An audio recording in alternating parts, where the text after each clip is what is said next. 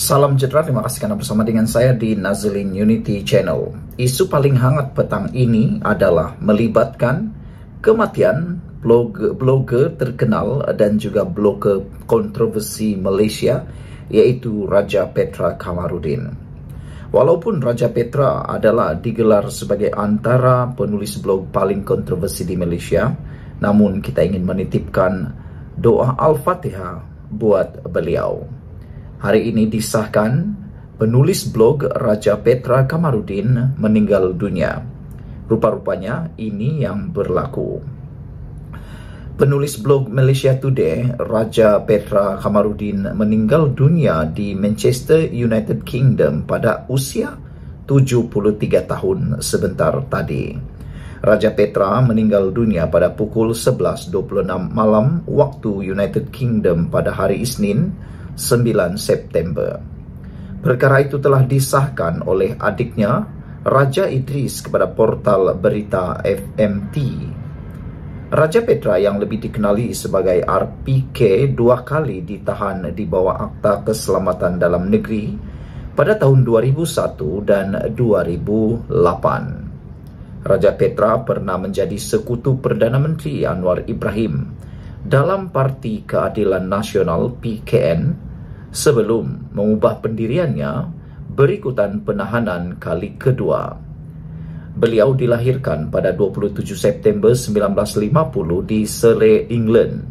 Dia mengendalikan laman web Malaysia Today yang menerbitkan pandangannya yang kadangkala kontroversi mengenai politik Malaysia. Penahanan pertama Raja Petra ialah pada 11 April 2001 apabila dia dan 10 aktivis pembangkang lain ditahan di bawah ISA kerana didakwa merancang untuk menggulingkan Perdana Menteri ketika itu, iaitu Dr. Mahathir Mohamad. Dia dibebaskan 52 hari kemudian. Penahanan kedua pada 12 September 2008 dan dia dibebaskan daripada tahanan 2 bulan kemudian pada 7 November 2008. Selepas dibebaskan daripada tahanan kedua, dia berpindah ke United Kingdom. Beliau merupakan bekas pelajar Kolej Melayu Kuala Kangsar dan Victoria Institution. Allahyarham adalah ahli keluarga Diraja Selangor melalui nenek sebelah bapanya, iaitu Tengku Badariah yang merupakan adik kepada Allahyarham Sultan Hishamuddin Alam Shah. Raja Petra pada tahun 2008 mencetuskan kontroversi apabila mengaitkan Rosmah Mansur, isteri Najib Razak yang ketika itu timbalan Perdana Menteri, dengan kes pembunuhan warga negara Mongolia Altantuya Saribu. Raja Petra bagaimanapun membuat pusingan New 3 tahun selepas itu apabila mendakwa maklumat itu disalur oleh pihak yang rapat dengan tokoh pembangkang ketika itu, Anwar Ibrahim. Saudara-saudara sekalian, ramai yang menitipkan doa Al-Fatihah buat Allahyarham Raja Petra. Saudara-saudara sekalian, dengan pemergian selamanya Raja Petra ini, maka kita sebenarnya sudah kehilangan orang politik yang paling banyak menyuarakan pandangan beliau. Meskipun pandangan-pandangan beliau kadang-kadang kontroversi, tetapi ianya rencah dan ragam politik di Malaysia yang harus kita terima. Al-Fatihah, kita doakan semoga rohnya dicuri rahmat. Kita jumpa lagi. Selamat pagi, salam sejahtera, terima kasih kerana bersama dengan saya di Nazilin Unity Channel. Teresa buat silap, tapi Akmal asik silap. Ramai netizen setuju dengan kenyataan pensyarah ini, iaitu memang betul Teresa buat silap. Bukan silap Teresa bercakap atau mengatakan tentang isu persijilan halal, tapi menurut beberapa penganalisis politik dan juga pemerhati politik bebas di Malaysia, yang salahnya ialah Teresa Kok yang bukan Islam, bukan Melayu, mengulas tentang isu persijilan halal. Kata netizen dan juga pemerhati politik yang silap di situ saja. Patutnya yang mengulas atau cuba untuk menjadikan perkara itu supaya dapat dibincangkan sebaiknya ialah ahli parlimen atau ahli politik berbangsa Melayu Islam dalam DAP. Itulah yang patut menyuarakan kebimbangan berkait isu sijil halal tersebut. Itu kesilapannya. Tetapi kesilapan yang lebih besar ialah apabila Akmal Saleh asik silap, sehingga pensyarah yang kita sebut ini dah naik muak, dah tak larat lagi nak menasihati Akmal Saleh. Sehingga sekarang ini timbul kerisauan besar sejauh mana UMNO Barisan Nasional boleh menang di PRK Dun Mahkota. Kerana jangan lupa, pengundi pernah protes sehingga menyebabkan kerajaan Pakatan Harapan hampir kalah apabila para pengundi yang bukan berbangsa Melayu protes, tidak keluar mengundi dan tidak mengundi. Mereka sanggup melakukan apa saja untuk menyatakan protes mereka. Jadi silap-silap hari bulan, tindakan Akmal Saleh akan menempa musibah besar padah teruk untuk mereka. Ahli akademik Tajuddin Rasdi kecewa. Polemik persijilan halal muncul selepas kunjungan Paus Prancis ke Indonesia, yang sepatutnya menjadi pelajaran tentang hubungan antara agama dan toleransi. Namun, Profesor bidang seni Islam itu percaya naib pengerusi DAP Teresa Cox sepatutnya bertindak dengan lebih bijak ketika mengulas isu tersebut.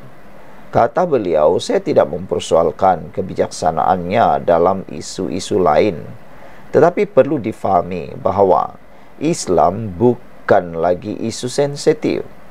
Islam kini bukan lagi isu sensitif, ia telah menjadi isu yang tidak stabil di Malaysia, kata beliau. Di sinilah saya percaya beliau telah melakukan kesilapan, katanya kepada Malaysia kini.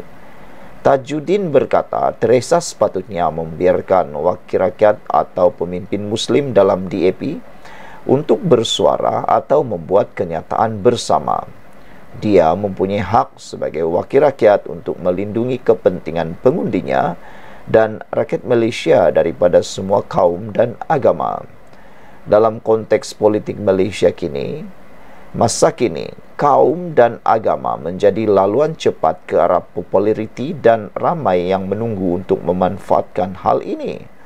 Jadi diperlukan strategi tertentu untuk menangani isu-isu seperti ini dan mengelakkan negara terganggu apabila terdapat isu yang lebih mendesak tambahnya lagi. Tajuddin juga percaya Kok perlu lebih berhati-hati dengan kata-katanya. Katanya, kenyataan Kok seperti persijilan halal akan mengundang kecaman global bukanlah tindakan yang bijak. Ini bukan kali pertama ahli akademik tersebut menyeru ahli politik bukan Muslim untuk berhati-hati apabila berbicara mengenai hal-hal berkaitan Islam.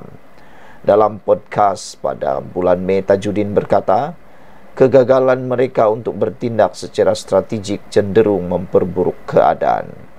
Tajuddin juga mengulas Ketua Pemuda UMNO Dr. Akmal Saleh yang pernah dikritiknya semasa isu kekemat. Walaupun telah menerima gelaran Datuk, dia tidak berubah. Dia masih dengan taktik lamanya dan sekali lagi membuktikan bahawa dia tidak akan berubah.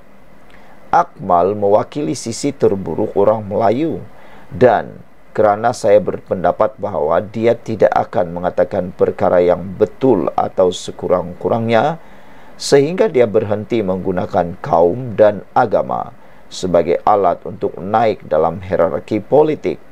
Saya memilih untuk tidak membuang masa lagi bercakap tentangnya, katanya.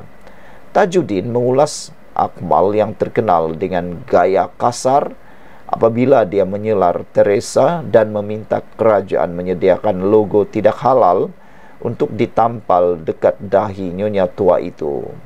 Beberapa netizen memberikan komen tentang isu ini. Mereka kata, UDB kata, saya amat bersetuju dengan pandangan Dr. Tajuddin. Di Malaysia, isu-isu agama Islam sering menjadi jalan pintas bagi politikus-politikus opportunities untuk popular dan naik dalam partinya. Apabila telah diberikan suatu jawatan penting dalam kerajaan, barulah dia tahu betapa susahnya untuk melaksanakan suatu keputusan kerajaan. Sosok sebegini hanya pentingkan kerja politiknya atau kereta politiknya sahaja, tanpa mampu memberikan sumbangan positif. Greenpeace kata, both of them should now come to their sense, stop this polemic against each other. I honestly agree with Profesor Tajudin, kata Greenpeace.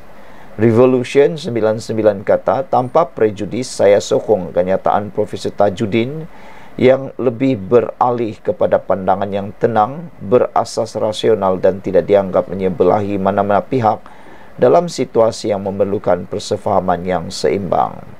Sekian dulu untuk kali ini. Jangan lupa tinggalkan komen Anda, tekan butang subscribe. Jumpa lagi.